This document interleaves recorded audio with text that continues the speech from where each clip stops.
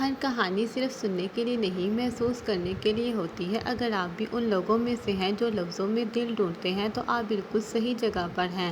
آج کی کہانی ہے جذبات، محبت اور درد کا حسین امتزاج۔ دو بھائیوں کی کہانی، ایک خود کو تو دوسرا بے غرض محبتوں کا متلاشی۔ ایک جو اپنے ہی بھائی سے سب کچھ چھیننا چاہتا ہے تو دوسرا جانتے ہوئے بھی اس کو چھیننے دیتا ہے۔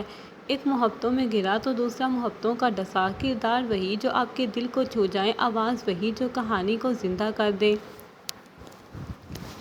ناول مسکرانے کی وجہ تم ہو، رائٹر تمیم۔ آخری قسط۔ پارٹی اپنے عروج پر تھی، سبھی مہمان آ چکے تھے۔ وہ سب بھی حیران تھے اور خوش بھی کہ آخر فہیر اس حادثے میں کیسے بچ گیا۔ سب اسے ایک معجزہ ہی کہہ رہے تھے۔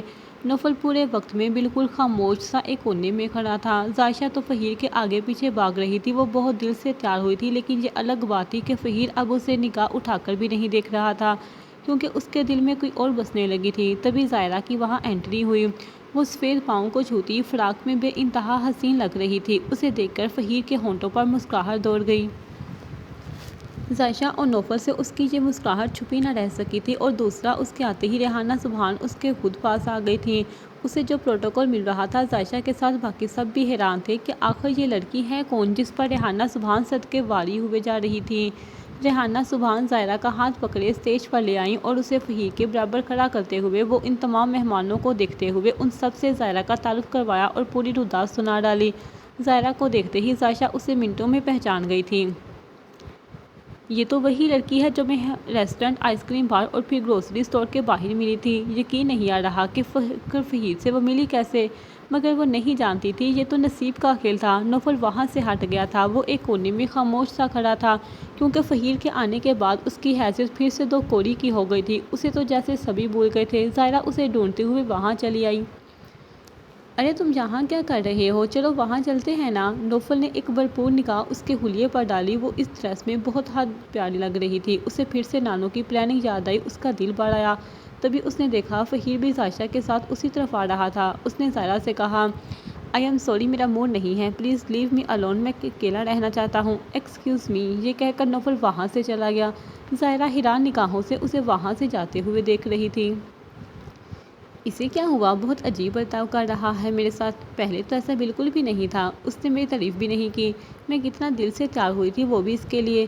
زائرہ کو بہت مایوسی اور افسوس ہوا تھا کہ نوفل نے ایک بار بھی اس کی تعریف نہیں کی، بلکہ الٹا وہ اسے اکیلا رہنے کا کہہ کر وہاں سے چلا گیا تھا۔ اس کے بعد وہ پورا وقت خاموش ہی رہی تھی۔ فہیر نے اسے کمپنی دینے کی کوشش کی، لیکن وہ یہ کہہ کر ٹال گئی کہ اس کے سر میں درد ہے، اور پھر وہ جلدی ہی گھر چلی گئی۔ لیکن وہ نہیں جانتی تھی نوفل یہ کہہ کر وہاں سے چلا تو گیا تھا، لیکن پورے وقت وہ اس پر نظر رکھے ہوئے تھا۔ اس کا دل تب بہت کٹا تھا جب اس نے زائرہ کو یوں اداس اور غمگین ہوتے دیکھا تھا۔ اس کا دل چاہا کہ خود کو مار ڈالے۔ اس کی وجہ سے وہ رونے والی ہو گئی تھی، اور پھر اس نے دیکھا وہ پورے وقت بالکل خاموش رہی تھی۔ وہ جان سکتا تھا کہ ایسا کیوں ہوا۔ پھر جب وہ گھر کے لیے پیدل روانہ ہوئی تھی، تب نوفل بھی خاموشی سے اس کا پیچھا کرتا اس کے پیچھے اس کے گھر تک آیا تھا، جب تک کہ وہ اندر نہ چلی گئی۔ وہ وہیں کھڑا رہا۔ یہ بہت تکلیف دہ تھا، لیکن ایسا کرنا بھی ضروری تھا۔ زائرہ دیکھ رہی تھی کہ فہیر کی یادداشت واپس آنے کے بعد نوفل اس سے بہت دور دور اور کھینچا کھینچا سا رہنے لگا تھا، اور اس کا یہی برتاؤ اسے سمجھ نہیں آ رہا تھا کہ آخر اسے ہوا کیا ہے۔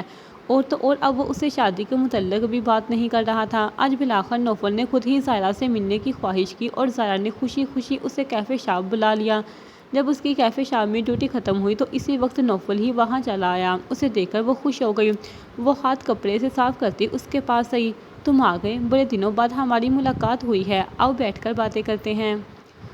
اب وہ دونوں ایک دوسرے کے آمنے سامنے بیٹھے تھے۔ بات کرنے میں زائرہ نے ہی پہل کی تھی۔ اور بتاؤ، آج کل تم مجھ سے بات نہیں کر رہے، کیا وجہ ہے؟ میں کچھ دنوں سے نوٹ کر رہی ہوں کہ تم مجھ سے کچھ کھینچے کھینچے سے رہنے لگے ہو۔ کیا ہوا ہے؟ کوئی مسئلہ ہے کیا؟ تم مجھ سے شیئر کر سکتے ہو۔ اور تو اور اب تم شادی کے بارے میں بھی کوئی بات نہیں کر رہے۔ مجھ سے کوئی غلطی ہو گئی ہے کیا؟ اگر مجھ سے غلطی ہو گئی ہے تو بتاؤ پلیز، لیکن ایسا برتاؤ مت کرو میرے ساتھ، مجھے بہت برا فیل ہو رہا ہے۔ نوفل نے اسے دیکھا جو سر جھکائے ناخنوں سے ٹیبل کو کھرچ رہی تھی۔ نوفل بڑی ہمت کرتا گویا ہوا، اب اس کی کوئی ضرورت نہیں ہے۔ کیا مطلب؟ زائرہ نے سر اٹھا کر اسے سوالیہ نظروں سے دیکھا۔ چلو بریک اپ کر لیتے ہیں، اس رشتے کو یہیں ختم کرتے ہیں۔ بڑی مشکل سے نوفل کی زبان سے یہ الفاظ نکلے تھے۔ کیا کہہ رہے ہو تم ایسا کیسے کہہ سکتے ہو؟ بغیر مجھ سے میرا جواب جانے بغیر تم اتنا بڑا فیصلہ کیسے کر سکتے ہو؟ زائرہ تڑپ کر بولی۔ کیونکہ میں یہی چاہتا ہوں، میں اب تم سے شادی نہیں کرنا چاہتا۔ تم ایسا کیوں کر رہے ہو نوفل؟ پلیز ٹیل می، کیا ہوا ہے؟ وجہ بتاؤ، اگر مجھ سے کوئی غلطی ہو گئی ہے تو میں معافی مانگتی ہوں، بتاؤ کیا ہوا ہے آخر؟ اسے یوں منتیں اور معافیاں مانگتے دیکھ کر نوفل کا دل چاہا کہ وہ خود کو 2-3 تھپڑ دے مارے، لیکن وہ خود پر ضبط کرتے ہوئے انتہائی سرد لہجے میں بولا، میں تمہیں اس کا جواب دینا ضروری نہیں سمجھتا۔ یہ کہہ کر نوفل اٹھا اور کیفے شاپ سے باہر نکل گیا۔ چند سیکنڈز تک وہ وہیں خاموش بت بنی بیٹھی رہی، پھر جلدی سے اٹھی اور کیفے شاپ سے نکل آئی۔ پھر بھی تم ایسا کیسے کر سکتے ہو نوفل سبحان، تم جانتے ہو نا کہ میں تمہیں پسند کرتی ہوں۔ نوفل کے پیچھے کھڑی وہ حلق کے بل چلائی آتے جاتے لوگ گردن موڑ کر اسے دیکھنے لگے۔ نوفل کے چلتے قدم تھم سے گئے۔ اس نے اپنی مٹھیاں بھینچ لی اور آنکھیں زور سے مینچی، اس کی آواز بھیگی ہوئی تھی، شاید وہ رو رہی تھی۔ پھر وہ پلٹ کر اس کے پاس آیا اور پھر اس کا دایاں ہاتھ پکڑ کر اس نے اس کی انگلی میں موجود اپنی پہنائی ہوئی انگوٹھی اتار دی۔ زائرہ نے آنسوؤں سے لباب بھری آنکھوں سے نوفل کو دیکھا۔ نوفل کا دل جیسے اس کی ان آنسو بھری آنکھوں میں ڈوب سا گیا تھا، لیکن اس نے جلدی سے خود کو کمپوز کیا اور اسے دیکھتے ہوئے انتہائی سرد لہجے میں گویا ہوا، تم مجھ سے پیار کرتی ہوگی، لیکن سچ تو یہ ہے کہ میں تم سے بالکل بھی پیار نہیں کرتا تھا۔ کیا کہہ رہے ہو تم؟ یہی سچ ہے، میں تم سے بس ٹائم پاس کر رہا تھا۔ دراصل میں تو عائشہ سے پیار کرتا ہوں، اب سے نہیں بلکہ بچپن سے ہی اس سے پیار کرتا رہا ہوں۔ اگر یقین نہیں آ رہا تو تم فہیر سے بھی پوچھ سکتی ہو۔ میں نے یہ سب اس لیے کیا تاکہ میں عائشہ کو دوبارہ سے پا سکوں، اور اب جب کہ میرا کام ہو چکا ہے تو اب تمہاری بھی کوئی ضرورت نہیں رہی، اس لیے میں یہ رشتہ ختم کرنا چاہتا ہوں۔ کیوں کیا میرے ساتھ ایسا کرنے کے لیے تمہیں میں ہی ملی تھی؟ کیوں میرے جذبات اور احساسات کے ساتھ کھلواڑ کیا؟ نوفل نے یہ دیکھا، یہ کہتے ہوئے زائرہ کے ہونٹ کانپ رہے تھے اور کئی آنسو ایک ایک کر کے اس کے گالوں پر بہہ رہے تھے۔ نوفل کا دل کئی ٹکڑوں میں کٹا تھا، لیکن یہ سب ضروری تھا زائرہ کو خود سے دور کرنے کے لیے۔ نوفل ہاتھ میں پکڑی انگوٹھی کو غصے سے سڑک پر پھینکتے ہوئے انتہائی کٹھور پن سے بولا، آج سے ہمارے راستے الگ الگ ہیں، میرا اب تم سے کوئی تعلق نہیں ہے اور نہ ہی میں تم سے کوئی تعلق رکھنا چاہتا ہوں، اس لیے اب میرا پیچھا بند کر دو، گڈ بائی ہمیشہ کے لیے۔ یہ کہہ کر وہ رکا نہیں تھا، پیچھے زائرہ اس کی سڑک پر پھینکی گئی انگوٹھی اٹھانے کو دوڑی تھی، بغیر آتی جاتی گاڑیوں کی پرواہ کیے۔ نوفل نے جب گردن موڑ کر اسے دیکھا تو اس کا دل ڈوب کر ابھرا۔ وہ گاڑیوں کی پرواہ کیے بغیر سڑک پر گئی اور انگوٹھی اٹھا لی۔ اب وہ انگوٹھی اپنی مٹھی میں دبوچے واپس کیفے شاپ کے پاس آئی اور پھر وہیں دروازے سے لگتی آنکھوں پر بازو رکھے پھوٹ پھوٹ رو دی۔ نوفل کا دل چاہا کہ ابھی اور اسی وقت اس کے پاس بھاگ جا کر اس کے آنسو چون لے، لیکن اس کے قدم رک گئے۔ وہ ایسا نہیں کر سکتا تھا، وہ زائرہ وہ پھر سے کوئی آس نہیں دلانا چاہتا تھا۔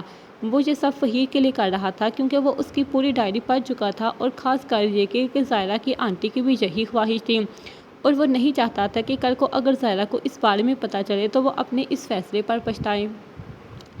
زائرہ کو یوں روتے دیکھ کر اس کی آنکھ سے آنسو چھلکا تھا، جسے اس نے بے دردی سے رگڑ کر صاف کر دیا اور وہاں سے روانہ ہو گیا۔ نوفل نے یہیں پر بس نہیں کیا، بلکہ زائرہ کے بار بار میسج اور کال کرنے پر اس نے اسے کھڑی کھڑی سنا ڈالی اور اسے دوبارہ سے کال یا پھر میسج کرنے سے بھی منع کر دیا کہ آئندہ وہ اسے کال نہ کرے، اور پھر اس نے زائرہ کا نمبر ہی بلاک کر دیا۔ صرف اتنا ہی نہیں بلکہ اس نے زائرہ کی ہر آس اور امید کو توڑنے کی بھرپور کوشش کرتے ہوئے وہ جان بوجھ کر عائشہ کے ساتھ ان جگہوں پر جاتا جہاں زائرہ پارٹ ٹائم جاب کرتی تھی، اور نتیجتاً زائرہ ان دونوں کو دیکھ لیتی۔ نوفل کو یوں عائشہ کے ساتھ دیکھ کر زائرہ کو جو تکلیف ہوتی تھی اس کا اندازہ نوفل اچھی طرح سے لگا سکتا تھا۔ گھر آ کر وہ خود کو بہت برا بھلا کہتا، لیکن وہ مجبور تھا یہ سب کرنے کے لیے، ایک یہی طریقہ تھا زائرہ کو خود سے دور کرنے کا۔ آہستہ آہستہ زائرہ کو سمجھ آ گئی تھی کہ وہ بس نوفل کے لیے ٹائم پاس ہی تھی۔ اسے تکلیف تو بہت ہوئی تھی، لیکن وہ کسی سے کچھ بھی نہ بولی۔ اس نے فہیر سے اس بارے میں بات کی تھی، اور فہیر نے جب نوفل سے اس بارے میں بات کرنا چاہی تو نوفل نے فوراً سے کہہ دیا کہ اسے اس بارے میں بالکل بھی بات نہیں کرنی، یہ اس کا پرسنل معاملہ ہے، وہ اس میں نہ ہی پڑے تو بہتر ہے۔ اور یوں یہ بات پھیلتی ہوئی ریحانہ سبحان تک جا پہنچی۔ انہیں یہ خبر سن کر تسلی کے ساتھ خوشی بھی ہوئی تھی، اب وہ آسانی سے اپنے چہیتے نواسے کی شادی زائرہ کے ساتھ کروا سکتی تھی۔ انہوں نے سمیہ سے رائے لی۔ جب سمیہ کو پتہ چلا کہ نوفل زائرہ سے شادی نہیں کرنا چاہتا تو سمیہ نے بھی اس پر اپنی رضامندی ظاہر کر دی۔ اب بس زائرہ سے بات کرنا باقی تھا۔ دوسرے دن ریحانہ سبحان نے زائرہ کو کال کر کے ڈنر پر بلا لیا۔ زائرہ نے پہلے تو انکار کرنا چاہا، لیکن پھر اس نے حامی بھر لی۔ وہ کیفے شاپ سے سیدھی وہاں چلی آئی۔ اسے دیکھ کر فہیر خوش ہوا تھا، اور اس کی یہ خوشی ریحانہ سبحان، سمیہ اور نوفل سے چھپی نہ رہ سکی۔ زائرہ کے آنے پر نوفل اٹھ کر وہاں سے جانا چاہتا تھا، لیکن ریحانہ سبحان نے یہ کہہ کر اسے وہاں بیٹھنے پر مجبور کر دیا کہ وہ ایک اہم بات کرنے والی ہیں۔ ریحانہ سبحان گویا ہوئی، میں نے فیصلہ کیا ہے فہیر، جب کہ اب واپس آ چکا ہے تو کیوں نہ اس کی شادی کر دی جائے۔ شادی؟ کیا کبیر صاحب نے آپ سے ایسا کہا ہے؟ سمیہ نے پوچھا۔ نہیں، یہ میرا فیصلہ ہے اور فہیر کی شادی عائشہ سے نہیں بلکہ زائرہ سے ہوگی۔ کیا؟ فہیر کے ساتھ ساتھ باقی سب نے بھی ریحانہ سبحان کو سوالیہ نگاہوں سے دیکھا۔ نوفل کے ہاتھ سے چمچ پلیٹ میں گر گیا۔ فہیر اور زائرہ نے اسے دیکھا جو سر جھکائے اپنی مٹھیاں باندھ چکا تھا۔ لیکن نانو، میری فیانسی تو عائشہ ہے نا؟ ہاں تو پھر آپ میری شادی زائرہ سے کیوں کروانا چاہتی ہیں؟ کیونکہ مجھے زائرہ پسند ہے اور اسی کو ہی تمہاری دلہن بنانا چاہتی ہوں۔ زائرہ بیٹا، تمہیں کوئی ایشو تو نہیں ہے اس رشتے پر؟ جی۔ زائرہ اور فہیر نے ایک ساتھ ساتھ جھکائے بیٹھے نوفل کو دیکھا۔ زائرہ کا دل ڈوب سا گیا جب نوفل نے سر اٹھا کر یہ کہا، اگر آپ لوگ یہ سوچ رہے ہیں کہ میں اسے پسند کرتا تھا تو میں آپ لوگوں کو بتا دوں کہ وہ بس وقتی تھا۔ مجھے اس سے کوئی پیار نہیں ہے، میں بس ٹائم پاس کر رہا تھا اس کے ساتھ۔ نوفل کس قدر بے رحمی سے ان سب کے سامنے یہ کہہ کر اسے بے مول کر رہا تھا، میری طرف سے ہاں ہے، میرا اس لڑکی سے کوئی تعلق نہیں ہے اور نہ ہی میں کوئی تعلق رکھنا چاہتا ہوں۔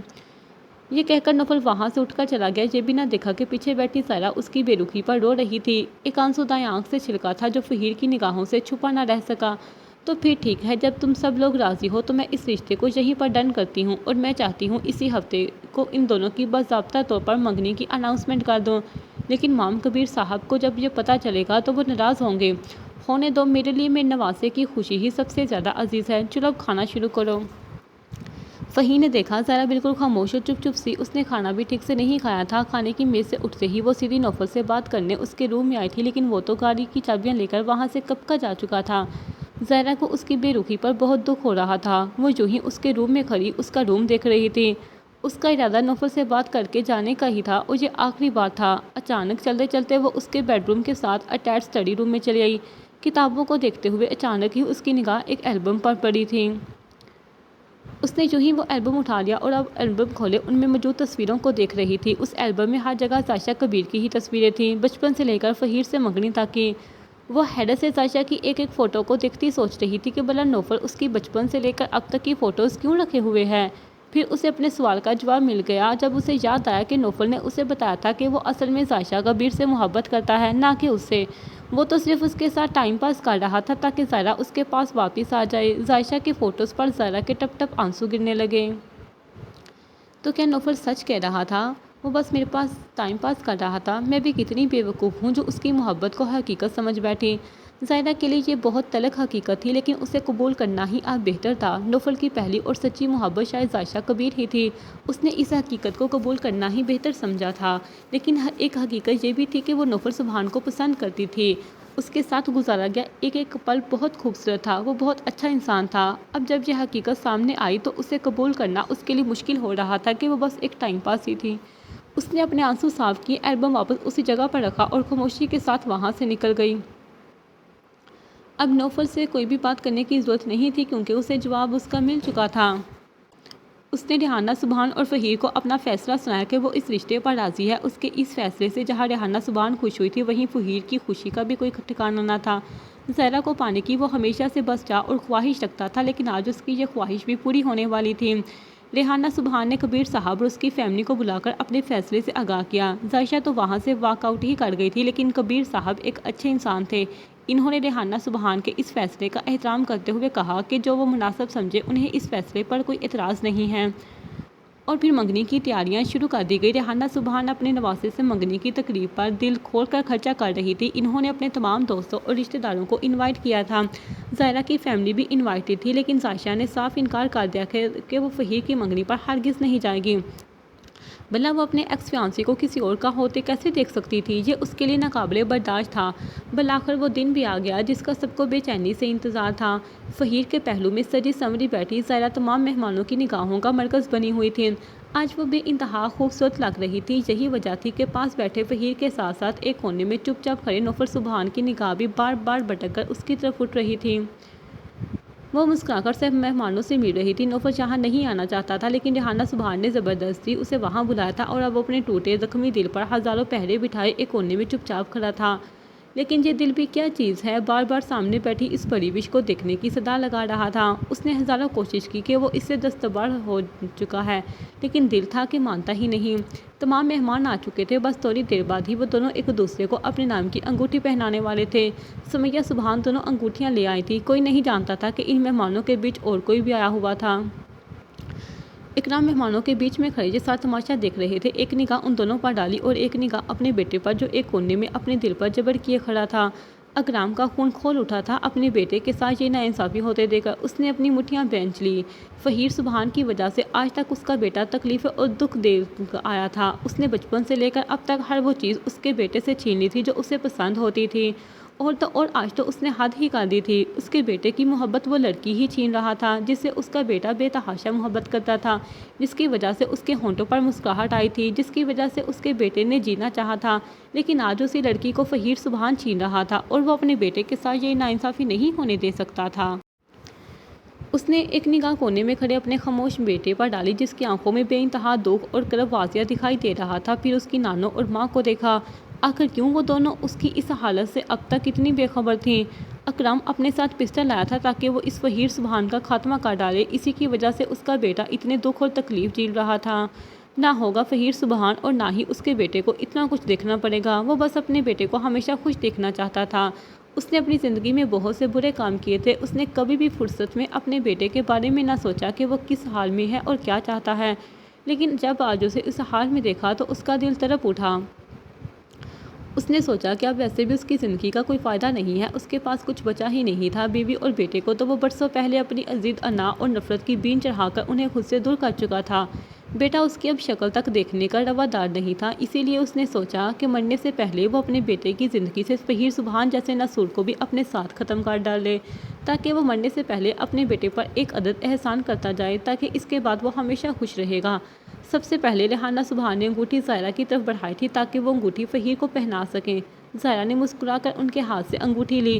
اب وہ انگوٹھی پکڑے سامنے خود کو دیوانہ وار تکتے فہیر کو دیکھا اور آہستہ سے اس کا ہاتھ مانگا، جس پر وہ اسے مزید تنگ کیے بغیر اپنا ہاتھ آگے کر دیا۔ زائرہ نے اس کی انگوٹھی میں انگوٹھی پہنا دی۔ ریحانہ سبحان سمیہ سبحان کے ہونٹوں پر مسکراہٹ دوڑ گئی۔ اب انگوٹھی پہنانے کی باری فہیر سبحان کی تھی۔ سمیہ سبحان نے فہیر سبحان کی طرف انگوٹھی بڑھائی۔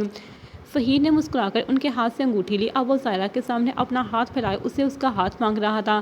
زائرہ نے مسکراتے ہوئے اپنا ہاتھ اس کی پھیلائی ہوئی ہتھیلی پر رکھ دیا۔ فہیر نے اس کی بیچ والی انگلی میں اپنے نام کی انگوٹھی پہنا دی۔ انگوٹھی پہناتے ہی وہاں موجود سبھی نے تالیاں بجائی۔ یہ منظر دیکھ کر نوفل سبحان کی آنکھیں آنسوؤں سے بھر آئیں۔ تبھی زائرہ نے اس کی طرف دیکھا۔ اس کے اچانک دیکھنے پر اس نے جلدی سے اپنے آنسو اس سے چھپانے کے لیے چہرہ نیچے کو جھکا لیا، لیکن پھر بھی ایک آنسو ٹوٹ کر اس کے جوتوں پر جا گرا۔ آنسوؤں کی وجہ سے اس کی آنکھیں دھندلا گئی، اس سے مزید وہاں کھڑا رہنا مشکل ہو رہا تھا۔ وہ ایک لوزر تھا، ہمیشہ سے ہی ہار جانے والا۔ اس نے کبھی بھی اپنی کسی بھی چیز کو ہارنے سے نہیں بچا پایا تھا۔ ہاں، وہ مان رہا تھا کہ وہ ایک لوزر ہے، ایک بار پھر سے وہ اپنی محبت کو کھو چکا تھا، اب اس کا نام کسی اور کے ساتھ جڑ چکا تھا۔ یہ اس کے لیے بہت تکلیف دہ تھا، اس سے یہ تکلیف برداشت نہیں ہو رہی تھی۔ اس کے دل میں ایک درد سا اٹھا، وہ یہاں سے جانا چاہتا تھا ہمیشہ ہمیشہ کے لیے۔ اس نے ایک آخری بار نگاہ اٹھا کر زائرہ کو دیکھا جو اب فہیر کے ساتھ کھڑی کسی بات پر ہنس رہی تھی۔ وہ دونوں ریحانہ سبحان سے مبارکباد وصول کر رہے تھے۔ نوفل جانے کو مڑا، تبھی اچانک ہی اس کی نگاہ اپنے پاس سے جاتے بلیک ہوڈی میں ملبوس ایک مشکوک شخص پر پڑی۔ اس نے دائیں ہاتھ میں چاقو پکڑ رکھا تھا۔ اس نے دیکھا اب وہ تیزی سے لوگوں کو سامنے سے ہٹاتا اسٹیج کی طرف بڑھ رہا تھا جہاں فہیر اور زائرہ کھڑے ہوئے۔ نوفل کو خطرے کی گھنٹی بجتی محسوس ہوئی۔ زائرہ! نوفل نے اسٹیج پر کھڑی مسکراتی ہوئی زائرہ کو دیکھ کر بڑبڑایا۔ اس شخص کا ارادہ کاربن زائرہ کو ہی مارنے کا تھا، میں یہ نہیں ہونے دوں گا۔ وہ زائرہ کو مارنے جا رہا ہے، مجھے اسے بچانا ہوگا۔ وہ بھی تیزی سے اس شخص کی طرف لپکا۔ زائرہ جو کہ ریحانہ سبحان کی کسی بات پر ہنس رہی تھی، اس کی ہنسی کو تب بریک لگی جب اس نے کسی کو ہاتھ میں چاقو پکڑے اپنی طرف تیزی سے آتے دیکھا۔ خوف سے اس کی آنکھیں پھیل گئی، وہ اسی کی طرف ہی آ رہا تھا اسے جان سے مارنے۔ وہ اس کے قریب آیا۔ خیام! اسے دیکھ کر زائرہ کے منہ سے بے اختیار نکلا، وہ اسے پہچان چکی تھی، وہ خیام ہی تھا۔ ہاں، میں خیام۔ مجھے تباہ برباد کرنے کے بعد تم نے یہ سوچ بھی کیسے لیا کہ تم مجھ سے اتنی آسانی سے چھٹکارا پالو گی؟ جب تم میری نہ ہو سکی تو میں کسی اور کا بھی نہیں ہونے دوں گا، مر جاؤ تم۔ اس نے کسی کو بھی دیکھنے اور سمجھنے کا موقع فراہم کیے بغیر اپنا چاقو پکڑا، ہاتھ اوپر کو اٹھایا۔ اس کا ارادہ زائرہ کے پیٹ میں وہ چاقو گھونپنا تھا۔ خوفزدہ سی زائرہ کے منہ سے ایک چیخ نکلی، لیکن عین اسی وقت ہی نوفل بھاگ کر زائرہ کے سامنے ڈال بن کر کھڑا ہو گیا اور اس کے حصے کا چاقو اس نے اپنے وجود پر کھا لیا۔ زائرہ کے ساتھ ساتھ فہیر، ریحانہ سبحان، سمیہ سبحان، اکرام اور باقی لوگوں کی آنکھیں پھٹی کی پھٹی رہ گئیں۔ مہمانوں میں کھلبلی سی مچ گئی، ہر طرف چیخ و پکار تھی، سبھی جان بچانے کو ادھر ادھر بھاگ رہے تھے۔ زائرہ پھٹی پھٹی نگاہوں سے سامنے کھڑے نوفل کو دیکھ رہی تھی جس نے اپنے پیٹ پر ہاتھ رکھا ہوا تھا جہاں سے خون بہہ رہا تھا۔ اس نے مڑ کر زائرہ کو دیکھا، اس سے ٹھیک دیکھ کر وہ ہلکے سے مسکرایا۔ اب وہ مطمئن تھا کہ زائرہ بالکل ٹھیک ہے۔ نوفل، زائرہ نے کانپتے لبوں سے اس کا نام لیا۔ اس سے پہلے کہ وہ گر جاتا، زائرہ نے جلدی سے آگے بڑھ کر اسے بازوؤں سے پکڑ لیا۔ اس کے نیچے گرنے کے ساتھ ساتھ زائرہ بھی اس کے ساتھ بے سود نیچے گر گئی۔ نوفل، یہ کیا کر دیا تم نے؟ زائرہ نے گھبرا کر نوفل کو دیکھا۔ جہاں چاقو لگا تھا وہاں سے خون ابل ابل کر باہر نکل رہا تھا۔ زائرہ اس کا خون روکنے کے لیے اپنے دونوں ہاتھ اس کے پیٹ پر رکھ کر اس کے خون کو بہنے سے روکنے کی کوشش کرنے لگی۔ تمہیں کچھ بھی نہیں ہوگا نوفل، تسلی رکھو، میں تمہیں کچھ بھی نہیں ہونے دوں گی، بس سانس لیتے رہو، تمہیں جینا ہوگا، پلیز مرنا مت۔ زائرہ دواں دار روتی اسے زندہ رہنے کے لیے کہہ رہی تھی۔ اس کے آنسو نوفل کے چہرے پر گر رہے تھے۔ نوفل نے مسکرا کر اسے دیکھا۔ رو مت، مجھے تکلیف ہو رہی ہے، نوفل اپنی اٹکتی ہوئی سانسوں سے اسے دیکھ کر بولا۔ وہ ایک دم کھانسا جس کی وجہ سے اس کے منہ سے خون بہہ نکلا۔ اس کے منہ سے تیزی سے خون نکلتا دیکھ کر وہ خوفزدہ ہوگی۔ پلیز کچھ بھی مت بولو، پلیز خاموش رہو، میں تمہیں بچا لوں گی، وہ اپنا خون آلود ہاتھ اس کے ہونٹوں پر رکھتے ہوئے بولی۔ خیام نوفل کو مارنے کے بعد خوفزدہ ہو گیا تھا۔ بیر کا فائدہ اٹھا کر وہ وہاں سے بھاگ نکلا۔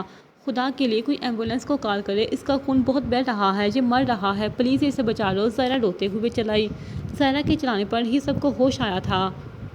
فہیم جلدی سے ایمبولینس کو کال ملانے لگا۔ کال ملاتے ہوئے اس کے ہاتھ کانپ رہے تھے۔ ریحانہ سبحان وہی رہ گئی۔ نوفل، میرا بچہ، اس کی آنکھوں سے آنسو گرنے لگے۔ شاید انہوں نے بہت دیر کر دی تھی، بہت ستایا اور تڑپایا تھا انہوں نے۔ اب ان سب سے اسے چھٹکارا ملنے والا تھا۔ اپنے بیٹے کی یہ حالت دیکھ کر اکرام اپنے ہوش کھو بیٹھا۔ اس کے دل میں انتقام کی آگ بھڑک اٹھی۔ وہ مزید کچھ دیکھے بغیر پسٹل نکالتا اپنے بیٹے کے قاتل کے پیچھے بھاگا۔ اب اس کا ارادہ اس شخص کو بے رحمی سے مار ڈالنا تھا جس نے اس کے بیٹے پر وار کیا تھا۔ نوفل، میری جان۔ سمیہ سبحان تیزی سے بھاگ کر آخری ہچکیاں لیتے نوفل کے پاس آئیں۔ وہ کانپتے ہاتھوں سے اس کے چہرے کو چھوتے ہوئے بولی، یہ کیا کر دیا تم نے میرے بچے؟ نوفل نے اپنی ماں کو دیکھا جو اس کے لیے رو رہی تھی۔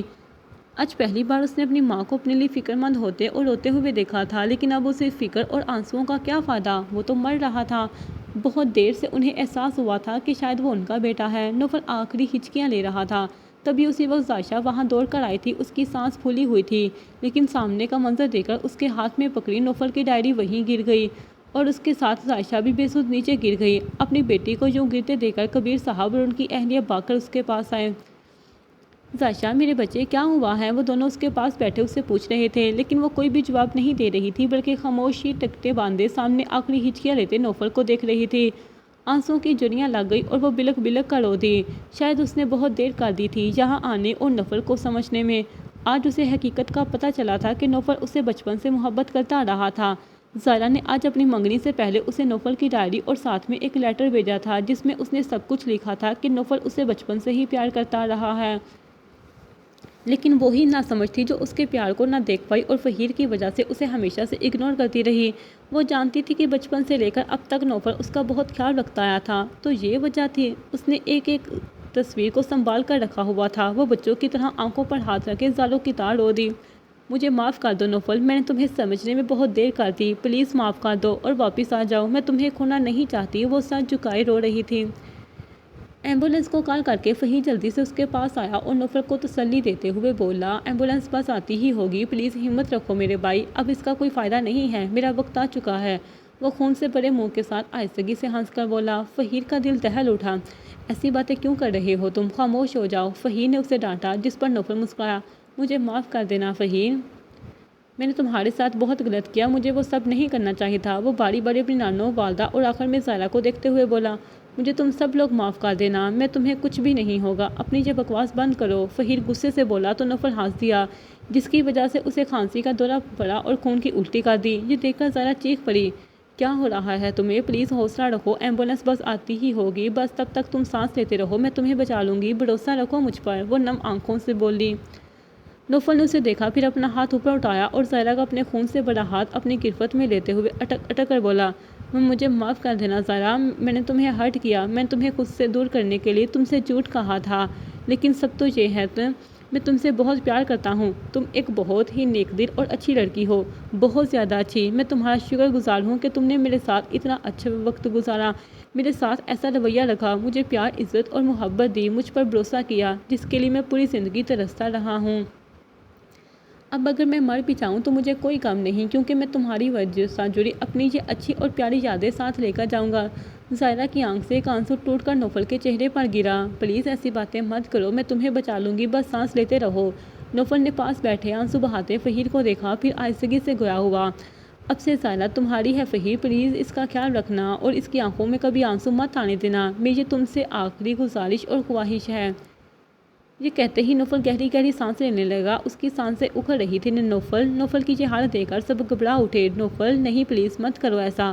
نوفل نے اپنی آنکھیں بند کرنے سے پہلے ایک آخری بار خود کو جھنجھوڑتے اور منتیں کرتے روتی ہوئی زائرہ کو دیکھا اور پھر اس کا ہاتھ اور گردن دائیں جانب لڑک گئی، اس کی دائیں آنکھ سے ایک آنسو پھسلتا ہوا نیچے زمین پر گرا۔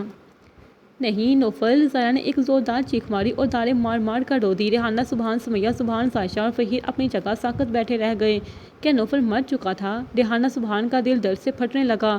کیا کوئی یاد نہیں آ رہا تھا؟ نوفل کے ساتھ بچپن سے لے کر اب تک کی گئی وہ اپنی ساری ناانصافیاں یاد آ رہی تھیں۔ فہیر، سمیہ اور عائشہ، وہ سب نوفل سبحان کے قصوروار تھے۔ سبھی نے اسے بے حد ستایا اور تڑپایا تھا۔ 2.5 سال بعد۔ نوفل، تم مجھے کہاں لے جا رہے ہو؟ ایک سرپرائز ہے تمہارے لیے۔ وہ مسکرایا۔ سرپرائز؟ ہاں سرپرائز۔ نوفل نے گاڑی ایک جگہ پارک کی۔ چلو اب اپنی آنکھیں بند کرو۔ کہا نا کہ سرپرائز ہے۔ اوکے ٹھیک ہے۔ زائرہ نے کچھ سوچا اور مسکراتے ہوئے اپنی آنکھیں بند کر دیں۔ نوفل نے اسے بازوؤں سے پکڑ کر آہستگی سے گاڑی سے باہر نکالا اور اس کی آنکھوں پر ہاتھ رکھے اسے اپنے ساتھ لگائے کہیں لے جانے لگا۔ اور کتنا دور ہے؟ بس پہنچ گئے۔ چلو اب اپنی آنکھیں کھولو۔ سرپرائز! یہ کہتے ہی نوفل نے اس کی آنکھوں سے اپنے ہاتھ ہٹائے اور سامنے نظر پڑتے ہی زائرہ کی حیرت سے آنکھیں اور منہ دونوں کھلے کے کھلے رہ گئے۔ سامنے ایک شاندار عمارت کھڑی تھی۔ یہ بخت ریسٹورنٹ کی عمارت تھی جو نوفل نے خود اپنے بل بوتے پر تعمیر کروائی تھی، کیونکہ یہ زائرہ کی آنٹی کی خواہش تھی، جسے پورا کرنے کے لیے نوفل نے زائرہ کو بینک پڑے بغیر دن رات ایک کر دیا تھا تاکہ وہ کسی دن زائرہ کو سرپرائز دے سکے۔ اور بالآخر یہ عمارت مکمل طور پر تیار ہو چکی تھی۔ نوفل، اس نے بے یقینی سے مڑ کر اسے دیکھا۔ تو یہ سرپرائز تھا؟ اس نے سر اثبات میں ہلایا۔ زائرہ کی آنکھیں شدید جذبات سے برس پڑی۔ ارے ارے، تم رو کیوں رہی ہو؟ وہ روتی ہوئی سیدھا اس کے سینے سے جا لگی اور رونے لگی۔ اس کے یوں رونے پر وہ پریشان ہوتا پوچھ بیٹھا، تم رو کیوں رہی ہو؟ کیا تمہیں میرا یہ سرپرائز پسند نہیں آیا؟ ایسی بات نہیں ہے۔ تو پھر رو کیوں رہی ہو؟ مجھے خوشی سے رونا آ رہا ہے اور یہ خوشی کے آنسو ہیں۔ وہ اس کی کمر پر اپنی گرفت سخت کرتے ہوئے بولی۔ مجھے بہت زیادہ رونا آ رہا ہے۔ اس کی بات سنتا وہ ہنس دیا۔ تم ان 2 سالوں میں بھی بالکل بھی نہیں بدلی، بالکل ہی کوئی بے وقوف لڑکی ہو۔ اس کی بات سنتی وہ سر اٹھا کر غصے سے اسے گھورنے لگی، جس پر اس کی مسکراہٹ گہری ہوئی۔ ہاں اب لگ رہی ہو نا اصل والی زائرہ نوفل۔ تھینک یو سو مچ نوفل، میری آنٹی کا یہ خواب پورا کرنے کے لیے، بلکہ ہر ایک چیز کے لیے تمہارا شکریہ۔ نوفل نے مسکرا کر اسے دیکھا اور پھر جھک کر اس کی پیشانی کو محبت سے چوما اور اسے سینے سے لگاتے ہوئے بولا، یہ تو کچھ بھی نہیں ہے تمہارے لیے، جو کچھ تم نے مجھے دیا یہ سب اس کے سامنے کوئی حیثیت نہیں رکھتی، بلکہ میں تمہارا شکر گزار ہوں کہ تم نے مجھ جیسے شخص کو اپنی محبت اور خلوص سے نوازا، اسے اپنایا، اسے پیار، عزت اور وہ محبت دی جس کے لیے وہ پوری زندگی ترستا رہا۔ تھینک یو سو مچ زائرہ، ہر چیز کے لیے تمہارا شکریہ۔ وہ اس کے سینے سے لگی مسکرائی۔ زندگی ایک دم سے حسین ہو گئی تھی زائرہ کے سنگ۔ ان دونوں نے بہت سی مشکلات جھیلی تھی، خاص کو نوفل سبحان نے، لیکن اللہ نے پھر اس پر کرم کیا اور آسانیوں پر آسانیاں عطا فرماتا گیا۔ نوفل کو اب کسی سے کوئی بھی گلہ شکوہ نہیں رہا تھا، وہ رب کی رضا میں راضی رہا۔ اللہ اسے بے تحاشا عطا کرتا گیا، جس پر وہ اپنے رب کا بہت شکر گزار تھا۔ زائرہ اسے مل گئی تھی، مشکلات سے بڑی زندگی یکدم آسان سی ہو گئی تھی۔ ان دونوں نے 2 سال پہلے شادی کی تھی۔ ان کا ایک پیار خوبصورت سا بیٹا بھی تھا۔ ان کی ایک چھوٹی سی فیملی خوب تھی۔ نوفل اپنی فیملی سے بہت پیار کرتا تھا، اپنے بچے کو وہ محبت دے رہا تھا جس کے لیے وہ ہمیشہ ترستا آیا تھا۔ نوفل کے ساتھ بہت اچھی اور پیاری زندگی گزر رہی تھی۔ زائرہ کو اپنے شوہر سے بے تحاشا محبت تھی اور یہ محبت دن بدن بڑھتی جا رہی تھی۔ وہ اسے کھونے سے ڈرتی تھی۔ نوفل اس سے بہت محبت کرتا تھا۔ اس نے اس کی خواہش کے مطابق خود کو ڈال دیا تھا۔ زائرہ کے لیے اس نے کوکنگ سیکھی اور پھر اس کی آنٹی کی خواہش پر اس نے ریسٹورنٹ بنوایا۔ اب وہ زائرہ کے ساتھ مل کر یہ ریسٹورنٹ چلانے کا ارادہ رکھتا تھا۔ حالانکہ ریحانہ سبحان نے اسے بہت کہا کہ وہ فہیر کے ساتھ آفس جوائن کر لے، لیکن نوفل نے انکار کر دیا اور کہا کہ وہ اپنا خود کا بزنس کرے گا۔ ریحانہ سبحان اور سمیہ سبحان کا اس کے ساتھ رویہ اس حادثے کے بعد بہت بدل گیا تھا۔ سمیہ سبحان اب سب کچھ چھوڑ چھاڑ کر بیٹے، بہو اور پوتے کے ساتھ اپنا باقی وقت گزار رہی تھی۔ انہیں احساس ہو چکا تھا کہ انہوں نے اپنے بیٹے کے ساتھ بہت زیادتی کر دی تھی اور وہ ان گزرتے وقتوں کی تلافی تو نہیں کر سکتی تھی، لیکن چاہتی تھی کہ اپنی زندگی کے باقی دن اپنے بیٹے کے ساتھ گزاریں۔ 2.5 سال پہلے جب سب کو لگا تھا کہ نوفل مر چکا ہے، تب زائرہ نے اس کی نبض چیک کی۔ وہ بہت دھیمی چل رہی تھی، یعنی کہ وہ زندہ تھا۔ امید کی ایک کرن جاگی تھی۔ وہ فوراً سے اسے ہاسپٹل لے گئے۔ اس کی حالت بہت سیریس تھی۔ ڈاکٹروں کی محنت اور ان کی شدت سے مانگی گئی دعاؤں کی بدولت نوفل بچ گیا تھا۔ ریحانہ سبحان اور سمیہ کو پہلی بار احساس ہوا تھا کہ وہ بہت زیادہ غلط تھیں۔ نوفل کے ہوش میں آتے ہی ریحانہ سبحان اور سمیہ سبحان نے اسے معافی مانگی۔ وہ بے حد شرمندہ تھی۔ شکر خدا کا کہ وہ بچ گیا تھا، ورنہ ان کی ساری زندگی پچھتاوے میں گزر جاتی۔ سائشہ بھی اس سے معافی مانگنے ہاسپٹل آئی تھی۔ وہ بہت شرمندہ تھی۔ اس نے کہا بھی کہ وہ اس سے شادی کرنا چاہتی ہے اگر وہ چاہے تو، لیکن نوفل کا بس ایک ہی جواب تھا، نہیں۔ اس کی زندگی میں اور اس کے دل میں اب بس ایک ہی لڑکی بستی ہے اور وہ ہے زائرہ۔ وہ بس اسے ہی چاہتا اور سوچتا ہے، اس کے سوا اور کسی کو بھی نہیں۔ زائشہ کو اپنا جواب مل چکا تھا۔ وہ مایوسی سی واپس لوٹ گئی۔ فہیر کو اب حقیقت سمجھ آ گئی تھی کہ نوفل زائرہ سے کتنی محبت کرتا ہے۔ زائرہ کو بچانے کے لیے وہ اس حد تک چلا گیا تھا کہ اس نے اپنی جان تک کی پرواہ نہ کی۔ تب وہ سمجھ گیا کہ وہ اس سے زیادہ زائرہ سے محبت کرتا ہے اور وہ اس کی محبت کا مقابلہ نہیں کر سکتا۔ اسے احساس ہوا کہ وہ بچپن سے لے کر اب تک بس اسے چھینتا ہی آیا ہے۔ اب وقت آ گیا تھا کہ وہ قربانی دے۔ پھر وہ خود ہی زائرہ سے دستبردار ہو گیا۔ یہ فیصلہ بہت تکلیف دہ تھا، لیکن نوفل کی اس کے لیے اب تک دی گئی قربانیوں کے آگے یہ تو کچھ بھی نہ تھا۔ زائرہ تو پہلے سے ہی اسے پسند کرتی تھی اور آج اس کے جو بچانے پر اس کے دل میں اس کے لیے محبت اور چاہت مزید گر کر گئی تھی۔ وہ اس جیسے خلوص و محبت کے پیکر شخص کو کھونا نہیں چاہتی تھی۔ اور پھر اس کے صحت ہوتے ہی ریحانہ سبحان نے خود ہی ان دونوں کی شادی کا اعلان کر دیا۔ یکدم سب کچھ بدل سا گیا تھا۔ نوفل تو سمجھ ہی نہیں پا رہا تھا کہ یہ سب ہوا کیسے۔ سب لوگ بدل سے گئے تھے، ہر ایک اس پر محبت نچھاور کر رہا تھا اور یہ تبدیلی اسے پسند آئی تھی۔ ماں جس نے کبھی اسے ٹھیک سے دیکھا نہ تھا، اب وہ ہر وقت اس کے پاس بیٹھی رہتی تھی۔ نانو بھی بہت بدل گئی تھی۔ ان کی شفقت اور محبت کبھی کبھار اس کی آنکھیں نم کر دیتی۔ ریحانہ سبحان نے اپنے وعدے کے مطابق زائشہ کا رشتہ پھر سے فہیر کے ساتھ طے کر دیا تھا۔ پھر زائرہ، نوفل اور فہیر اور زائشہ کی شادی ایک ساتھ شادی طے پائی اور وہ چاروں رشتہ ازدواج میں منسلک ہو گئے۔ اکرام نے اسی دن ہی خودکشی کر لی تھی۔ خیام کو مارنے کے بعد اس نے اسی پستول سے سر میں گولی مار کر اپنی جان لے لی۔ زائرہ اور فہیر اچھی زندگی گزار رہے تھے۔ زائرہ کو بلانا مشکل ضرور تھا، لیکن حقیقت یہی تھی کہ اب وہ کسی اور کی ہو چکی تھی۔ خدا نے ان دونوں کو ایک بیٹی سے نوازا جس پر فہیر اور زائشہ کا رشتہ مزید مضبوط ہو گیا۔ نوفل اور زائرہ کا ایک بیٹا تھا۔ وہ دونوں گزرے ماضی کو یاد کر رہے تھے۔ جبھی وہاں ریحانہ سبحان، زائشہ جس نے اپنی بیٹی کو اٹھا رکھا تھا، سمیہ سبحان اور فہیر وہاں چلے آئے۔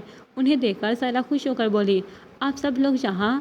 ہاں بھائی، ہم نے سوچا کہ یہ خوشی تم لوگ اکیلے کیوں مناؤ، ہم سب بھی تم دونوں کی خوشی میں شریک ہونے چلے آئے۔ بہت اچھا کیا آپ لوگوں نے، نوفل خوش ہو کر بولا۔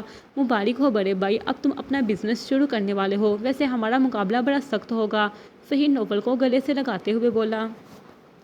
جس پر نوفل مسکرایا۔ تمہیں بھی مبارک ہو۔ زائشہ اپنی بیٹی کو اٹھائے زائرہ کے پاس آئی۔ بہت شکریہ تمہارا۔ زائرہ اس کی بیٹی کو پیار کرتے ہوئے مسکرا کر بولی، چلو بھائی اب ربن کاٹو، میں تم دونوں کی تصویر لوں گا۔ فہیر نے کہا، ہاں ضرور۔ نوفل نے سمیہ سبحان سے اپنے بیٹے کو لیا، ایک بازو پر بیٹے کو اٹھائے اور دوسرے ہاتھ سے زائرہ کا ہاتھ پکڑے۔ ان دونوں نے مل کر ربن کاٹی اور اس ریسٹورنٹ کا افتتاح کیا۔ فہیر نے ان کی تصویریں لیں۔ یہ تو بہت خوبصورت اور دلکش منظر ہے، چلو ہم سب اس خوشی کو سیلیبریٹ کرتے ہیں کسی اچھے سے ریسٹورنٹ میں جا کر، اور آج کی ٹریٹ نوفل کی طرف سے ہوگی، کیوں نوفل؟ فہیر نے پوچھا۔ ہاں ضرور، کیوں نہیں، آج کی ٹریٹ میری طرف سے ہوگی، جو چاہو منگواؤ، نوفل خوش دلی سے بولا۔